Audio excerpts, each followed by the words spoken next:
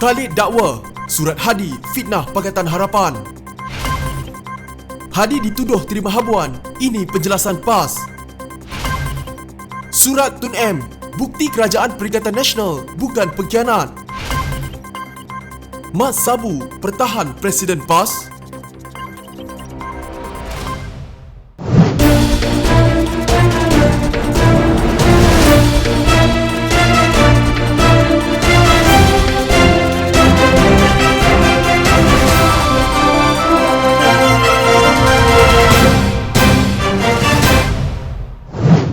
Amanah didakwa kesal dan terkilan dengan kandungan surat yang dikatakan ditulis Presiden PAS Abdul Hadi Awang kepada pemimpin gerakan Islam di seluruh dunia baru-baru ini. Pengarah komunikasi Amanah Khalid Samad berkata, kandungan surat berkenaan mengandungi tomahan, palsu, mengelirukan dan berunsur fitnah dengan cuba menggambarkan parti-parti komponen Pakatan Harapan sebagai memusuhi Islam. Jelas di dalam surat tersebut Abdul Hadi cuba memberikan gambaran yang salah tentang kedudukan dan suasana politik di Malaysia. Abdul Hadi juga secara tidak bertanggungjawab dengan sengaja melabel parti komponen Pakatan Harapan dengan istilah yang buruk supaya dilihat menyeleweng dan memusuhi Islam, katanya dalam satu kenyataan. Beliau merujuk kepada sepucuk surat dalam bahasa Arab yang dikatakan ditulis Abdul Hadi kepada pemimpin gerakan Islam seluruh dunia baru-baru ini. Khalid berkata, Abdul Hadi dalam surat berkenaan mendakwa Pakatan Harapan dikuasai golongan bukan Islam, berada di bawah pengaruh komunis dan Kristian serta disokong Amerika Syarikat, Eropah, Singapura,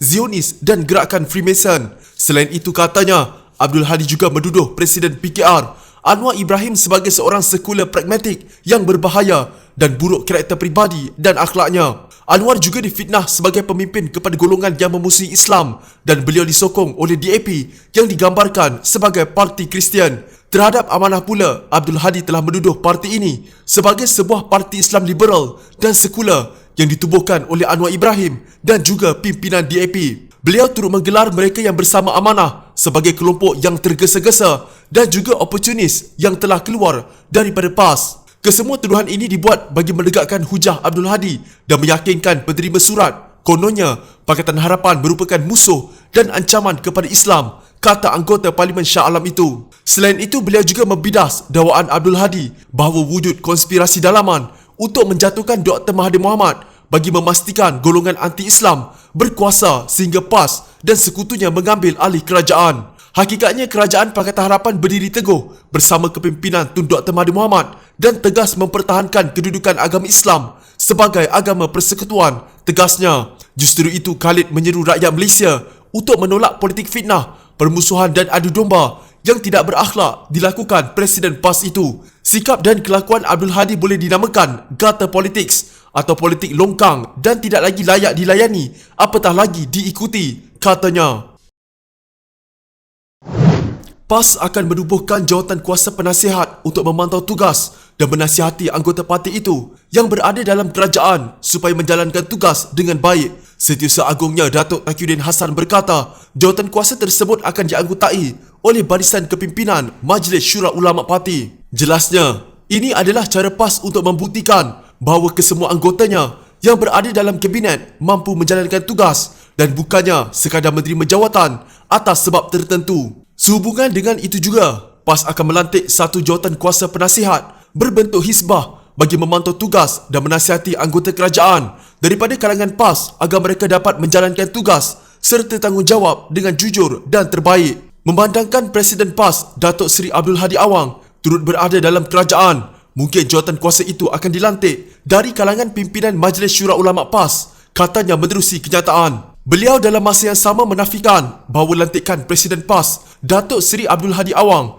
sebagai duta khas Perdana Menteri ke Timur Tengah adalah untuk memenangi hati ahli PAS. Tegasnya, ahli Parlimen Marang itu tidak pernah meminta sebarang jawatan dalam kerajaan. PAS dalam hal ini turut menafikan dakwaan bahawa tindakan Perdana Menteri melantik Yang Berhormat Presiden PAS sebagai satu usaha memujuk dan memenangi hati ahli-ahli PAS. Ini kerana PAS, lebih-lebih lagi presidennya, tidak pernah meminta jawatan maupun kedudukan dalam kerajaan Sebaliknya bersedia berkhidmat di mana jua demi menguatkan serta menjamin kestabilan kerajaan pimpinan Perdana Menteri, katanya. Beliau turut mewakili PAS mengucapkan penghargaan kepada Perdana Menteri Tan Sri Muhyiddin Yassin kerana memberi kepercayaan kepada Hadi. Sebelum ini, bekas Menteri di Jabatan Perdana Menteri Mujahid Yusof menempelak pelantikan Abdul Hadi yang disifatkan tidak wajar ketika negara sedang dilanda krisis penularan wabak COVID-19. Beliau berkata, Timur Tengah bukan keutamaan dasar luar negara. Naib Presiden Parti Amanah Negara itu turut mendakwa pelantikan politik itu adalah habuan selepas penubuhan kerajaan terbaru hasil kerjasama Parti Pribumi Bersatu Malaysia, UMNO dan PAS selain beberapa parti lain lagi. Tahniah, setelah penat menebuk atap, dapatlah habuan jadi duta khas taraf menteri. Perdana Menteri ke-8 tidak habis lagi bagi ghanimah pada saat negara dilanda krisis terburuk COVID. Timur Tengah bukan keutamaan dasar luar negara pun. Cukup yang sedia ada untuk tampung dasar kita di Timur Tengah, katanya di Twitter. Mufti Perlis Dr. Muhammad Asri Zainul Abidin hari ini berkata, tiada sesiapa yang boleh dituduh pengkhianat kerana mengiktiraf kerajaan sekarang kerana tidak terikat dengan janji sebelum ini. Memberikan penjelasan mengenai sikapnya terhadap kerajaan Perikatan Nasional sekarang, Muhammad Asri menjelaskan, pada Oktober 2019, Dr. Mahathir Mohamad ketika itu menjadi Perdana Menteri menulis surat peribadi kepada beliau. Antara isi kandungan surat tersebut, katanya, Mahathir menuliskan bahawa beliau sudah berjanji mengenai pengganti Perdana Menteri dan ia tidak boleh dimungkiri. Sebaliknya, kata Muhammad Asri, dengan memetik surat berkenaan, orang lain tidak janji apa-apa dan mereka boleh memilih siapa saja. Dari surat Tun Mahathir itu, ternyata orang lain tidak terikat dengan janji selain dari Tun Mahathir saja. Sudah pasti Duli Yang Maha Mulia yang di-Pertuan Agong tidak terikat dengan janji tersebut. Rakyat awam seperti saya juga tidak terikat dengan janji itu. Maka tiada siapa yang boleh dituduh sebagai khianat kerana mengiktiraf kerajaan yang ada, katanya dalam satu kenyataan dibuat di media sosial. Pendedahan mengenai surat peribadi Mahathir kepada Muhammad Asri itu bukanlah kali pertama dilakukannya. Sebelum ini beliau pernah memberitahu mengenai surat tersebut. Terdahulu Muhammad Asri yang juga dikenali sebagai Mazhar menyalin soalan seseorang yang tidak didedahkan identitinya kepada beliau. Soalan berkenaan menyatakan kekecewaan terhadap sikap mufti terbabit kerana mengiktiraf golongan pengkhianat yang membentuk kerajaan. Berikut adalah antara jawapan Muhammad Asri. Untuk pengetahuan saudara, pada 8 Oktober 2019, Perdana Menteri ke-7 Malaysia, Tun Dr. Mahathir Mohamad menulis sepucuk surat peribadi kepada saya. Antara isi kandungan surat tersebut, beliau menyatakan, saya buat janji siapa yang akan ganti saya jika saya jadi Perdana Menteri. Saya tidak boleh mungkir janji. Orang lain tidak janji apa-apa. Mereka boleh pilih siapa saja. Tetapi, saya nak pilih orang lain. Ini salah jika saya lakukannya. Dari surat Tun Mahathir itu, ternyata orang lain tidak terikat dengan janji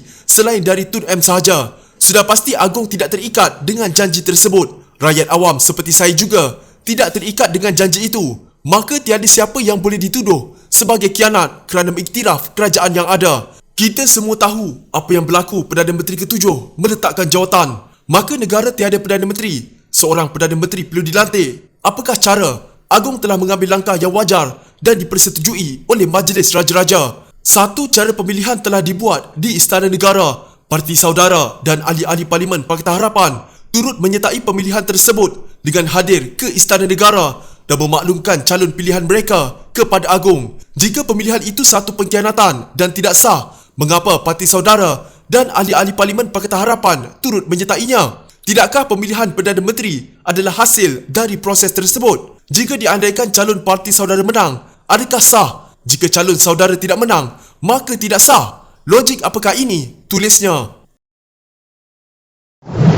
Muhammad Sabu secara peribadi tidak percaya surat berbahasa Arab yang dihantar kepada gerakan Islam yang menceritakan mengenai situasi politik semasa di Malaysia ditulis oleh Presiden PAS Datuk Seri Abdul Hadi Awang. Pada masa yang sama, Presiden Parti Amanah Negara itu menyatakan kandungan itu adalah fitnah yang sangat besar kepada pihak yang dinyatakan dalam surat berkenaan. Beberapa hari ini tersebar surat berbahasa Arab yang didakwa ditulis oleh Abdul Hadi kepada gerakan-gerakan Islam bagi menjelaskan situasi politik semasa di Malaysia. Setelah meneliti kandungan surat tersebut, ia adalah suatu fitnah yang sangat besar kepada pihak yang disebut di dalam surat itu. Secara peribadi saya berkeyakinan surat tersebut bukanlah tulisan beliau, Abdul Hadi. Ini kerana beliau adalah seorang ulama yang telah membimbing saya ketika dalam PAS sebelum ini, katanya dalam kenyataan kepada media. Surat yang tersebar sejak Sabtu lalu itu mendakwa Abdul Hadi membangkitkan beberapa dakwaan terhadap Pakatan Harapan dan Presiden PKR, Datuk Seri Anwar Ibrahim, selain mempertahankan penubuhan Kerajaan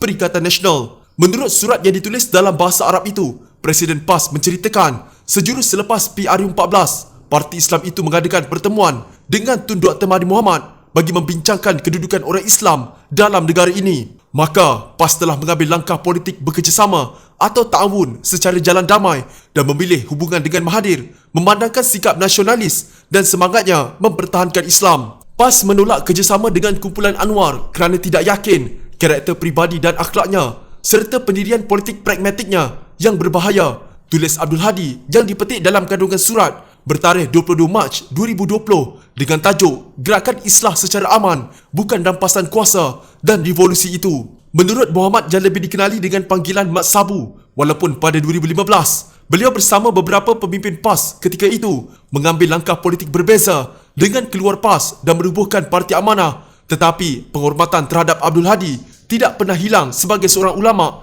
yang dijelmakan dalam PAS sejak sekian lama. Namun katanya jika benar ia ditulis oleh ahli parlimen Marang itu, ia merupakan satu tindakan yang sangat tidak berakhlak. Ini kerana surat tersebut syarat dengan fitnah, fakta yang salah dan tuduhan yang sangat jijik. Lebih-lebih lagi dilakukan oleh seorang yang bergelar ulama. Hampir keseluruhan kandungan surat tersebut adalah fitnah yang direka oleh penulis untuk memburukkan lawan politik mereka. Apatah lagi ia melibatkan dakwaan sokongan Angkatan Tentera Malaysia, polis dan pihak istana dalam usaha menubuhkan kerajaan melalui pintu belakang baru-baru ini, katanya. Beliau yakin pihak berkuasa polis dan tentera tidak sesekali terlibat dalam konspirasi politik tersebut dan nama mereka tidak sepatutnya dikaitkan. Oleh itu, beliau menunggu penafian daripada Abdul Hadi terhadap surat tersebut yang memberi sedikit kesan kepada pihak difitnah, namun kesan besar kepada penulis yang statusnya seorang ulama. Jika anda mempunyai gejala seperti demam, batuk dan sesak nafas, jangan berlengah untuk terus ke klinik atau hospital bagi menjalani ujian saringan. Bersama kita tangani wabak COVID-19.